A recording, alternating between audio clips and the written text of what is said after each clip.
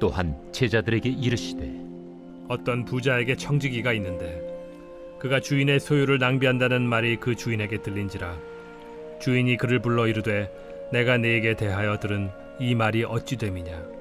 네가 보던 일을 셈하라. 청지기 직무를 계속하지 못하리라 하니 청지기가 속으로 이르되 주인이 내 직분을 빼앗으니 내가 무엇을 할까. 땅을 파자니 힘이 없고 빌어먹자니 부끄럽구나. 내가 할 일을 알았도다. 이렇게 하면 직분을 빼앗긴 후에 사람들이 나를 자기 집으로 영접하리라 하고 주인에게 빚진 자를 일일이 불러다가 먼저 온 자에게 이르되 네가 내 주인에게 얼마나 빚졌느냐 말하되 기름 100마리니이다. 이르되 여기 네 증서를 가지고 빨리 앉아 50이라 쓰라 하고 또 다른 이에게 이르되 너는 얼마나 빚졌느냐 이르되 밀 100석이니이다. 이르되 여기 네 증서를 가지고 80이라 쓰라 하였는지라. 주인이 이 옳지 않은 청지기가 일을 지혜 있게 하였으므로 칭찬하였으니 이 세대의 아들들이 자기 시대에 있어서는 빛의 아들들보다 더 지혜로움이니라. 내가 너희에게 말하노니 불의의 재물로 친구를 사귀라. 그리하면 그 재물이 없어질 때에 그들이 너희를 영주할 처소로 영접하리라. 지극히 작은 것에 충성된 자는 큰 것에도 충성되고 지극히 작은 것에 불의한 자는 큰 것에도 불의하니라. 너희가 만일 불의한 재물에도 충성하지 아니하면 누가 참된 것으로 너희에게 맡기겠느냐. 너희가 만일 남의 것에 충성하지 아니하면 누가 너희의 것을 너희에게 주겠느냐. 집 하인이 두 주인을 섬길 수 없나니 혹 이를 미워하고 저를 사랑하거나 혹 이를 중히 여기고 저를 경히 여길 것임이니라. 너희는 하나님과 재물을 겸하여 섬길 수 없느니라.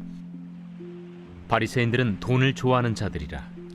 이 모든 것을 듣고 비웃거늘 예수께서 이르시되 너희는 사람 앞에서 스스로 옳다 하는 자들이나 너희 마음을 하나님께서 아시나니 사람 중에 높임을 받는 그것은 하나님 앞에 미움을 받는 것이니라. 율법과 선지자는 요한의 때까지요 그 후부터는 하나님 나라의 복음이 전파되어 사람마다 그리로 침입하느니라. 그러나 율법의 한 획이 떨어짐보다 천지가 없어짐이 쉬우리라. 무릇 자기 아내를 버리고 다른 데 장가드는 자도 간음하며 무릇 버림당한 여자에게 장가드는 자도 간음함이니라. 한 부자가 있어 자색 옷과 고운 베옷을 입고 날마다 호화롭게 즐기더라. 그런데 나사로라 이름하는 한 거지가 헌데 투성이로 그의 대문 앞에 버려진 채 그 부자의 상에서 떨어지는 것으로 배불리려 하매 심지어 개들이 와서 그 헌데를 핥더라.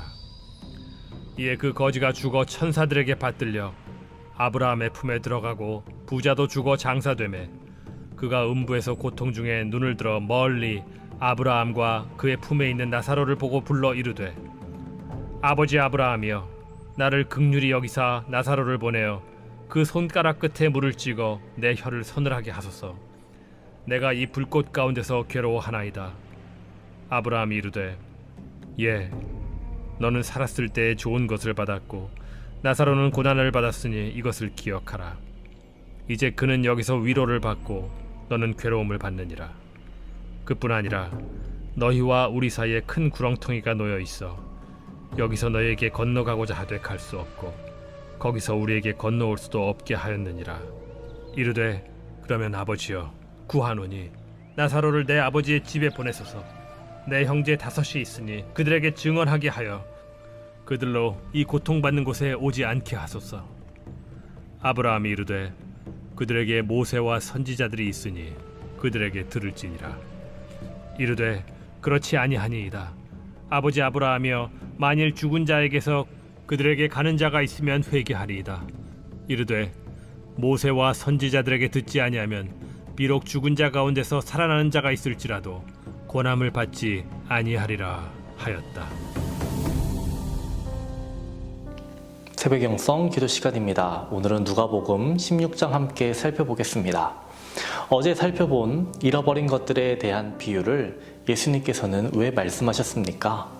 바리새인과 서기관들이 수군거렸기에 한 영혼의 되찾음이 얼마나 귀한 일인지 설명해 주시기 위해서 비유를 사용하신 거였습니다. 오늘 본문 1절의 첫 단어가 무엇입니까? 또한으로 시작하고 있습니다. 예수님은 제자들에게 말씀해 주시지만 이 본문은 누구와 연관이 되어 있다는 걸까요? 바로 바리새인과 서기관들과 연관되어 있음을 알려주고 있는 것입니다. 오늘 본문 16장도 바리새인과 서기관에 대한 말씀이라는 것입니다. 그 확실한 증거가 어디에 나와 있냐면 14절에 나와 있습니다. 바리새인들은 돈을 좋아하는 자들이라 이 모든 것을 듣고 비웃거늘, 이렇게 나와 있지 않습니까? 우리는 오늘의 본문이 바리새인을 대상으로 하신 말씀이며 동시에 제자들이 어떤 사람이 되어야 하는지를 알려주는 본문이라는 것을 알아야 합니다. 여러분은 이 불의한 청지기의 비유를 읽으시면서 모든 것이 이해되셨습니까? 저는 예수님께서 왜 이 비유를 사용하셨는지 이해가 되지 않았습니다. 만약 여러분이 주인이라면 불의한 청지기가 행한 이 모든 일이 납득이 되시나요? 빌려주고 받기로 한 재물들을 반밖에 받지 못하는데, 그리고 심지어는 일부는 청지기가 챙겼는데 아무런 문제가 없나요? 예수님은 이 비유에서 주인이 청지기에게 이렇게 말했다라고 하십니다. 주인이 이 옳지 않은 청지기가 이를 지혜 있게 하였으므로 칭찬하였으니 이 세대의 아들들이 자기 시대에 있어서는 빛의 아들들보다 더 지혜로움이니라. 이 본문이 이해가 되지 않아서 여러 가지 책들을 찾아서 읽어보았습니다. 그런데 해석들이 일관되지 않았어요. 그 중에서 고대 중동의 문화와 역사의 입장에서 이 비유를 해석한 책이 있었고요. 그나마 이 책이 저에게는 가장 설득력이 있었습니다. 이 책에 따르면 우리들이 주목해야 할 것은 주인이 청지기의 지혜를 칭찬한 것이지 청지기의 윤리를 칭찬한 것은 아니라는 겁니다. 주인은 청지기를 불러냈고 그의 청지기직을 박탈합니다. 이때 청지기의 태도를 주목해 봐야 합니다. 청지기는 아무런 말을 하지 않았습니다. 자신의 잘못을 인정했습니다. 주인은 청지기의 청지기직을 박탈했습니다. 이는 무엇을 뜻하냐면 회계 장부를 반환하라는 것입니다. 한두 시간 안에 내놓으라는 겁니다. 여기에서 주인은 청지기를 감옥에 가두거나 청지기의 가족들을 건드리는 일은 하지 않았습니다. 그래서였는지 청지기는 이 짧은 시간 내에 자신이 어떻게 살아가야 할 것인지 생각해냅니다. 청지기는 주인의 채무자들을 모았고 그들에게 얼마의 빚이 있는지 묻고 그 빚을 재조정합니다. 그리고 얼마는 자신이 챙기려고 합니다. 여기에 추가적인 해석 없이 끝이 난다면 청지기의 모든 행동은 어떻게도 칭찬받을 만한 행동이 아닙니다. 여기에 유대 사회의 배경, 그리고 청지기의 주인에 대한 인식, 이 해석들이 덧붙여져야 합니다. 당시 유대 사회는 평판이 굉장히 중요했다라고 합니다. 청지기는 채무자들의 빚을 조정함으로 인해 채무자들의 마음을 샀습니다. 이뿐만 아니라 그들의 가족도, 동네 사람들의 마음까지도 얻었습니다. 동네 사람들이 주인을 칭송하게 만들었습니다. 동네 사람들은 빚을 줄여준 주인을 칭송하고 그 일을 한 청지기를 칭찬했을 거라는 겁니다. 온 동네가 잔치가 되었을 거라는 겁니다. 이것이 청지기의 계획이었다라는 것이죠. 주인이 나서서 청지기는 이미 해고된 상태입니다. 그렇기에 모든 것은 무효입니다. 라고 말하면 주인을 향했던 모든 칭송은 없어지는 겁니다. 그렇기에 주인은 이 모든 것을 받아들일 수밖에 없다라는 겁니다. 손에 입기는 했지만 주인은 가만히 있으면서 자신을 향한 칭송을 누리며 살아갈 수 있게 된 것입니다. 이 청지기는요, 주인을 악한 주인으로 인식하지 않았습니다. 이 점이 중요합니다. 만약 주인을 악한 주인으로 인식했다면 이러한 일을 할 수 없었을 겁니다. 악한 주인이었다면 청지기는 진작에 감옥에 갔을 겁니다. 가족들은 노예로 팔렸을 겁니다. 이뿐만 아니라 청지기는 이러한 일을 생각해내지도 못했을 겁니다. 실행하지도 못했을 겁니다. 악한 주인이었다면 모든 것을 무효화했을 겁니다. 그리고 청지기는 더 큰 벌을 받았을 겁니다. 청지기는 주인을 선한 주인으로 인식했습니다. 그렇기에 이 모든 것을 할 수 있었던 겁니다. 청지기는 다시 한번 주인의 마음에 들기 위해서 이렇게 한 것입니다. 그리고 그의 지혜로 칭찬을 받게 된 것이죠. 이 청지기가 악하기는 했지만 그가 재치 있게 행동했기 때문에 칭찬받은 것입니다. 비유이긴 하지만 그 이후의 이야기를 생각해보면 주인은 이 청지기와 함께 했을까요? 하지 않았을까요? 그리고 불의한 청지기는 계속해서 자신의 잘못을 반복했을까요? 그렇지 않았을 겁니다. 뒤에 나오는 9절에서 18절 그리고 그 뒤에 나오는 부자와 나사로의 이야기도 우리는 연관지어서 살펴볼 필요가 있습니다. 세 본문이 모두 물질과 그리고 지혜와 연관이 있습니다. 어떻게 사는 것이 지혜로운 것인가? 이것을 생각해 봐야 합니다.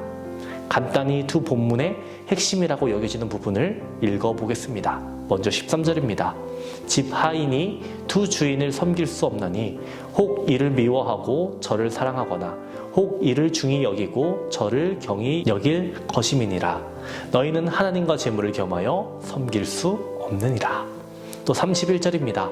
이르되 모세와 선지자들에게 듣지 아니하면 비록 죽은 자 가운데서 살아나는 자가 있을지라도 권함을 받지 아니하리라 하였다 하시니라. 어떻게 사는 것이 지혜 있는 것인지를 묻고 있습니다. 오늘 본문 16장은 15장의 연속성상에 있습니다. 15장 어떤 내용이었습니까? 잃어버린 것들을 찾으시는 하나님 아닙니까? 잃어버린 영혼들이 주님의 자녀가 되었습니다. 그렇다면 어떻게 살아가야 할까요? 올바른 청지기로, 지혜 있는 청지기로 살아가야 함을 알려주시는 겁니다. 비둘기처럼 순결하게, 뱀처럼 지혜롭게 행하라는 주님의 말씀대로 살아가는 저와 여러분 되시기를 주님의 이름으로 축원합니다.